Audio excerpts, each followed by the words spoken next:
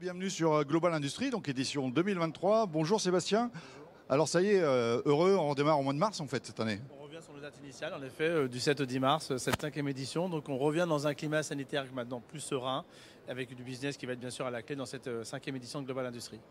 Ça veut dire qu'on va rester au mois de mars les autres années quand même. Hein. Ça veut dire qu'on reste au mois de mars, ça veut dire qu'on sera de nouveau au mois de mars en 2024 à Paris et on reviendra en 2025 au mois de mars, tout à fait. Alors sur cette édition 2023, déjà, je sais que chaque année il y avait un thème qui avait été mis en avant. Quel est le thème de cette année ? On a voulu mettre l'industrie se mobilise. On avait à cœur, en tout cas dans cette cinquième édition, d'avoir un alignement des planètes sur les syndicats, les fédérations et l'ensemble des partenaires. Donc je crois que c'est une vraie chance qu'on peut avoir. Et l'industrie se mobilise, ça veut dire que ça va regrouper tous les différents sujets, décarbonation, attractivité des métiers, la féminisation. Donc tout va être réuni en tout cas pour que cette industrie soit belle et qu'on prépare bien sûr les 10, 15, 20 prochaines années. Ça veut dire que tous les thèmes qu'on va voir tout à l'heure, que vous avez développés, que ce soit les conférences ou les awards, etc., ont suivi cette thématique-là, quoi. Exactement, on a suivi cette thématique-là à travers les grands temps forts qu'il va y avoir du salon, notamment les Golden Tech, on en parlera, notre concours. Mais en effet, tous les temps forts qui sont traduits dans le salon, conférences, vont prendre en fait en ligne la réindustrialisation de la France, la digitalisation, tous les sujets en fait qui vont porter cette industrie. Alors, j'ai vu que cette année, il y avait une nouveauté. Vous avez un président maintenant du salon. Pourquoi cette nouveauté ? Quel est l'objectif ? Eh bien déjà, on remercie Nicolas Dufour, qui en effet, c'est le nouveau président, le premier président en tout cas de Global Industrie. On avait à cœur en tout cas d'y associer bien sûr la French Fab, porteuse de beaucoup de projets et de cette belle industrie en France. Et Nicolas Dufour, qui avec son histoire, son passé, son réseau, cette force de frappe, je pense qu'il va apporter beaucoup de légitimité, beaucoup de crédibilité sur peut-être une connexion de certaines typologies d'industriels qu'on n'a pas forcément à travers Global Industrie. Donc il a pour mission de porter une nouvelle fois haut les couleurs de l'industrie et de Global Industrie. Donc il est président, mais avec mission. Ah, toujours. Un président, il a des missions. En tout cas, on fera en sorte que ces missions, il les fasse. Mais le connaissant aujourd'hui, il est présent à l'entrée du salon avec moi. Donc oui, on est conscient et on est confiant de son apport sur le salon. Alors, est-ce qu'on peut déjà donner quelques chiffres sur le salon ? En fait, en termes d'exposants, en termes de surface, qu'est-ce qu'on peut donner pour se comparer peut-être à 2019, je ne sais pas, la dernière fois, ou 2021 plutôt, la dernière fois que ça a eu lieu à Lyon ? Alors 2021, c'était à Lyon, mais on était vraiment là dans la queue du Covid, si j'ose dire. Donc là, on revient sur un salon à l'identique, on va dire, d'avant-crise. Donc 2019, c'est 2300 exposants. Donc on attend à peu près 40 000 visiteurs. C'est plutôt un salon B2B.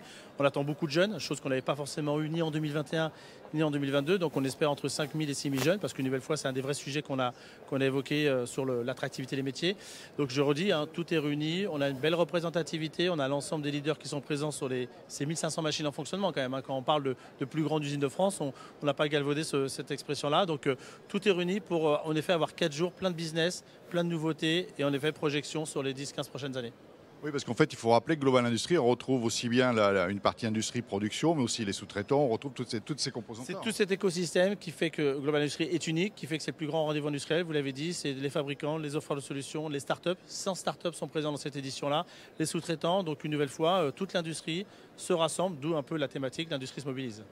Et en termes de visiteurs, parce que je ne sais pas, je pense qu'à l'antenne, on doit voir le flux qui rentre. Ça ouvre, dans une période comme ce mardi un peu spécifique, ça rentre. Il y a du monde. Oui, on sait jamais bien les grèves. Enfin, quand je sais jamais bien, il faut des grèves, c'est pas ça que je veux dire, mais par rapport à un salon, c'est toujours compliqué. C'est mieux d'être à Lyon, quoi qu'on en dise, que d'être à Paris, parce que 70% de visiteurs avion en voiture. On espère juste que pour l'industrie, pour la reconnaissance, qu'en effet, on ne soit pas forcément pénalisé. Mais bien sûr, c'est pas l'idéal d'avoir des grèves quand on fait une manifestation.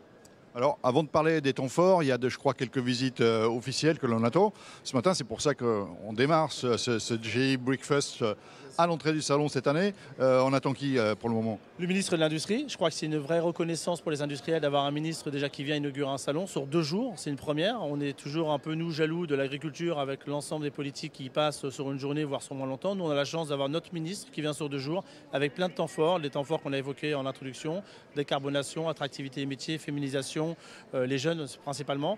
Donc il va être avec nous. Donc on l'attend en effet d'ici un quart d'heure pour inaugurer le salon et commencer. Il y a 4 déambulations prévues sur 2 jours. Donc c'est aussi unique. Ça veut dire que souvent, on a une frustration du temps court d'un ministre sur un salon. Là, on va l'avoir sur 2 jours. Donc il va y avoir un maximum d'entreprises, un maximum de savoir-faire. Et puis j'espère des annonces, des accompagnements sur les TPE, PME, parce qu'on en a bien besoin dans l'industrie. D'accord, on va le suivre donc dès qu'il va arriver. Quels sont les temps forts du salon cette année ? Qu'est-ce que vous avez de spécifique qu'il ne faut absolument pas rater ? Les Golden Tech, c'est notre compétition. Vous savez, avec toute proportion gardée, on a voulu créer un peu nos Bocuse d'or dans l'industrie. Première édition des Golden Tech en 2022 à Paris. Sur 9 métiers, il y avait 65 participants. Là, on a 100 participants. Donc, c'est vraiment une nouvelle fois montrer un peu les différents métiers. On a toujours à cœur, à tendance dans un salon, de parler de la technologie à travers les awards. Nous, on voulait aussi mettre en avant les hommes et les femmes pour le savoir-faire. On a 14 métiers qui vont être représentés, 100 participants, 100 compétiteurs.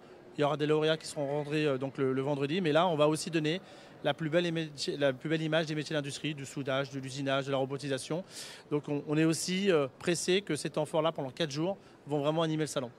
Qu'est-ce qu'on va avoir d'autre? Il y a les awards, j'imagine. Les awards qui vont être remis ce soir. Alors, une nouvelle fois, les awards, on les connaît, mais en tout cas, la cérémonie a lieu ce soir à 17 h. Il y aura bien sûr les conférences sur lesquelles on va parler des sujets de décarbonation, entre autres, et de réindustrialisation de la France. Donc, il y a plein de temps forts, en fait, sur un salon comme Global Industries qui vont nous accompagner sur les 4 jours.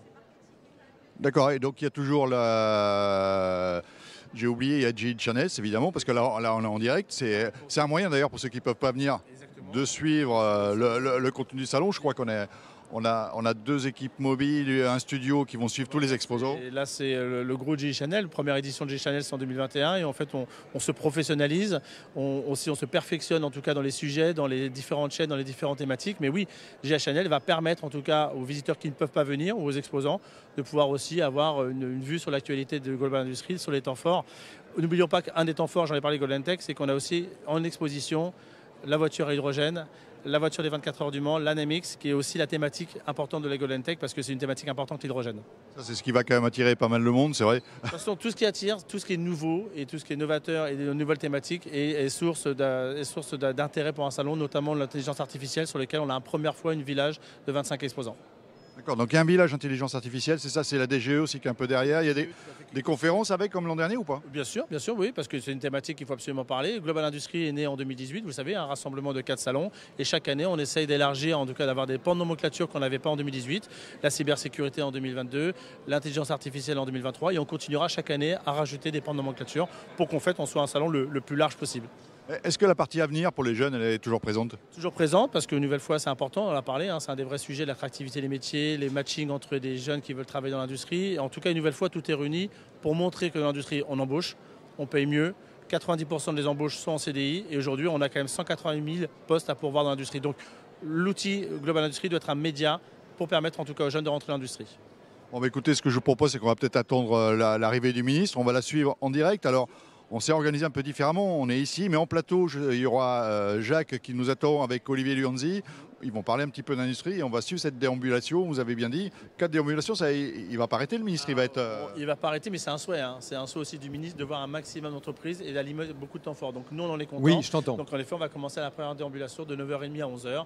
Il y aura des conférences, il y aura aussi un plateau télé BFM Business sur lequel il y aura aussi des présentations et des prises de parole du ministre. Donc voilà, cette industrie, on est fiers. On veut en tout cas faire en sorte que, une nouvelle fois, le futur soit pour nous et qu'on arrête de rougir. On a un vrai savoir-faire, on a une vraie dynamique en France. Soyons fiers. Oui, c'est vrai qu'on s'aperçoit que les médias en fait s'intéressent un peu à l'industrie parce que vous parlez de BFM, il y a M6 je crois aujourd'hui, il y a RTL et ce matin on vous a écouté sur Europe 1, c'est ça, hein? On a de plus en plus de grands médias aujourd'hui qui s'intéressent et on en a besoin parce qu'on parle de pédagogie pour les jeunes. Il faut que les grands médias jouent le jeu et depuis quelques années ils jouent le jeu sur l'industrie. Donc on a un alignement des planètes qu'on n'avait peut-être pas il y a 10 ans. Bon, bah, écoutez, on va suivre peut-être l'arrivée du ministre, je vais vous libérer. On va passer la parole maintenant à Jacques et Olivier, ils vont nous parler un petit peu d'industrie, puis on va suivre le cheminement. Je crois qu'il y a un discours du ministre vers 9h30. 9h30, au début de sa première déambulation, au discours du ministre. D'accord, donc suivez le discours du ministre vers 9h30. Pour le moment, je laisse la place à Jacques sur le plateau et je vous souhaite un bon salon et on s'aperçoit que ça rentre derrière nous, donc n'oubliez pas. Il y a des transports, on peut venir sur Eurexpo, il n'y a aucun souci pour visiter la plus grande usine de France, c'est ça? Exactement, 1500 machines en fonctionnement, tout à fait. Merci Sébastien. Merci à vous.